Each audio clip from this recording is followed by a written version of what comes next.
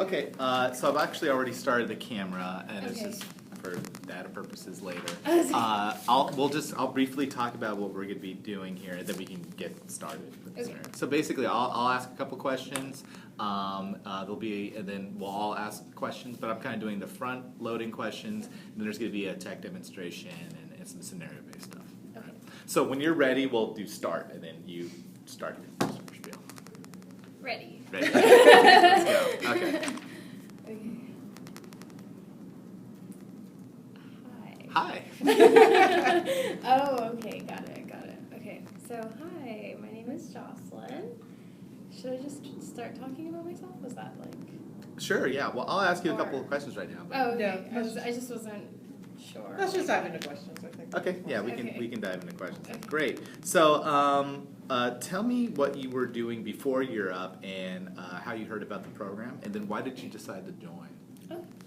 So before program, I was a full-time student at San Francisco State University, majoring in health education, and I was also a part-time bank teller at Bank of America in Emeryville. So I was going to school, and then I realized that it was getting harder to get the prereqs for my classes.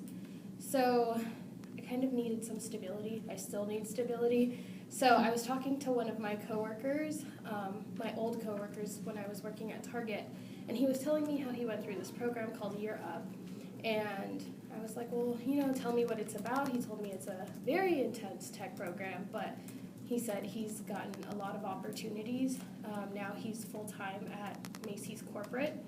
And so he basically told me that this program gives you a lot of opportunities and it gives you some stability. So I said, you know what, there's this huge boom in tech. I will probably never not have a job in tech. So, let me try it. I did the info session, followed through the process, and so I just pretty much decided to join for like stability and just to get more knowledge of what else is out there. Great. Okay, so obviously you mentioned this big booming industry of tech. Can you tell me a little bit more about why you want to work in tech specifically? Yeah, so initially I wanted to go into health education, but I wanted to do like nuclear medicine.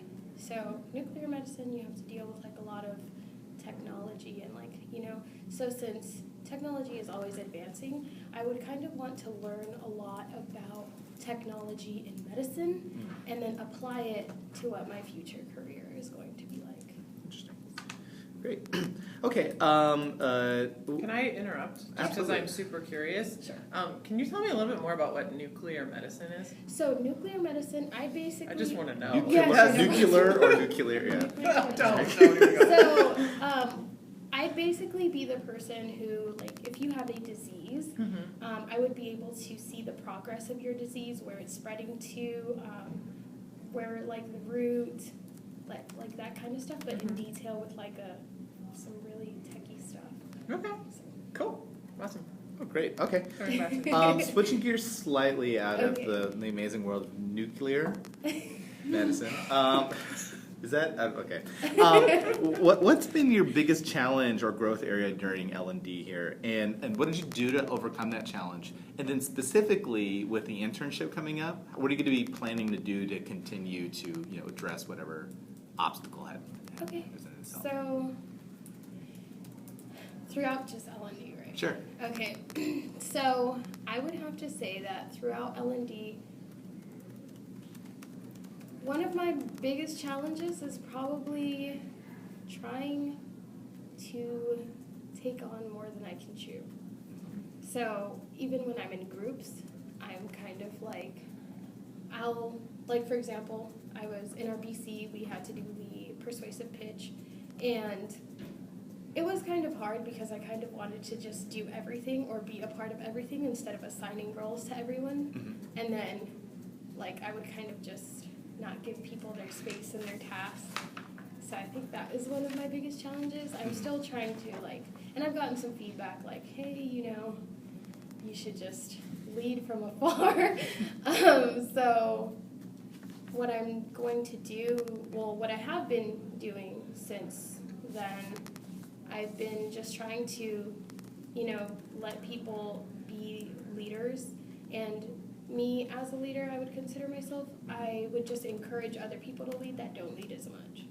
So I think that's what I'm going to do, or that's what I will continue doing. And then when going into internship, I understand that I'm going to be learning a lot. Like I really like learning from people anyway. So kind of just in internship, I would probably let those people teach me everything, and then once I have a good idea of what everything is, then I just probably take it. Great. What track are you in right now? So I'm interested in the PC or IT track. Okay. We're not sure what tracks we're going into, but either one I really don't mind, because after going into my informational interview, she told me that IT and PC really go hand in hand. Okay. So Okay. And then, win-win. so if you're going into that track, what makes you a strong candidate for that type of work and this type of internship that would be using that work? So PC was my first choice. Okay. I've had experience with, because, okay, I have to tell you a little something. So I volunteered at Girls Inc., and I was the office assistant for the executive director. So I would, as her office assistant, I would pretty much just like plan events and like make sure that it was a successful execution. So she taught me a lot of Excel and Microsoft Word. Mm-hmm. So going into PC, I know that you have to be able to organize, plan, create, and execute successful projects. So I feel like I would be able, because I have the prior knowledge, I feel like going into internship, I would be able to learn more and still apply the skills that I already have. Great. Okay. Cool. All right. I'll pass over to Lauren for some scenario questions, Cool. possibly. All right. Okay, Jocelyn. So this first question I'm going to ask you is a scenario-based question. It's just, I'll give you a situation and tell me how you would deal with it. So imagine that you were asked to organize a room with a lot of tech equipment, which is something that in project coordination you might end up doing. What tools and processes would you use to keep track of what's there and what gets taken out? So when I think of that, I kind of think of my experience when I was working at Bank of America. I was kind of told to organize a supply room. So what I pretty much did, it was a mess in there. So I kind of had to, first I saw what supplies there was. So first, like, look at what supplies there is, take note of what there is, and first that's what I would do. Just make a list of all the supplies that are in the room. Then I would try and count. It's kind of like inventory. So take account of everything that's in there. Try to, I don't know if it's a big room or a small room, but I try to count everything that's in there. And if I need help, I'd ask for somebody. So yeah, then I would take account of everything that's in there. So that after I have all that information, I would probably put it in an Excel document.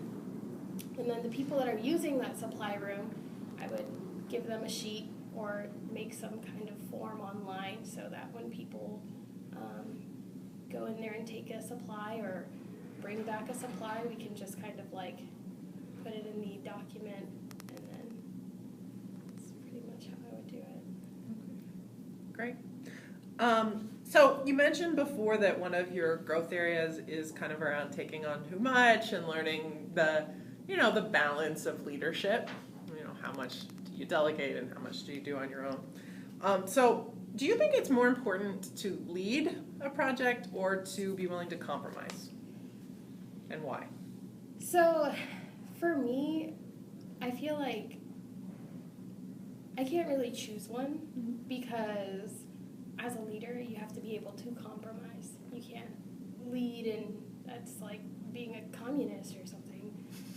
So I would have to say, I would have to find that balance. I wouldn't be able to say it's better to compromise because then you're not really leading, but then you can't really lead without compromising. So I would have to say, as a leader, I would lead and compromise, because that's just the way to lead. If you're working in a team, you have to be able to compromise, and it's good. Okay, great.